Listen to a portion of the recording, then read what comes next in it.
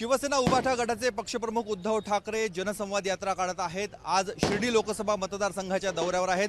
2 दिवसाचा हा दौरा आहे। थोड्याच वेळात त्यांचं अहमदनगर जिल्ह्यातल्या नेवासामधील सोनाई इथे स्वागत होणार आहे। आपण बघतोय की कार्यकर्त्यांनी भव्य अशी तयारी केलेली आहे। जेसीबीच्या माध्यमातून फुलांची उधळण केली जाणार आहे आणि थोड्याच वेळात इथे पहिली अहमदनगर जिल्ह्यातली पहिली जनसंवाद यात्रा इथे होणार आहे। त्यांची सभा होणार आहे।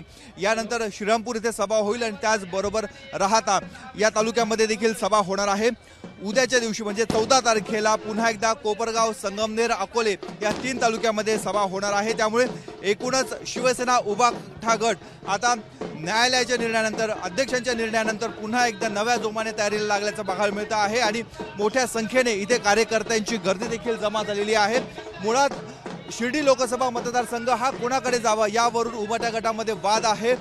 शिवसेना उपनेते बबनराव घोलप यांनी या मतदारसंघातून लढण्याची इच्छा व्यक्त केली आहे, तर भाऊसाहेब वागचौरे माजी खासदार हे देखील इथून लढण्यासाठी इच्छुक आहे। मात्र या दोघांमध्ये कोणाला जागा द्यायची याबाबतचा निर्णय होत नसल्यामुळे उभाटा गटामध्ये एका बाजूला संघर्षाचं वातावरण आहे आणि दुसऱ्या बाजूला आपण बघतोय की कार्यकर्त्यांनी भव्य अशी तयारी केलेली आहे। थोड्याच वेळात उद्धव ठाकरे यांचं इथे आगमन होईल, जंगी स्वागत केले जाणार आहे। ठिकठिकाणी फटाक्यांची आतषबाजी आणि अशाच पद्धतीने पुष्पवृष्टी उद्धव ठाकरे यांच्यावर केली जात आहे।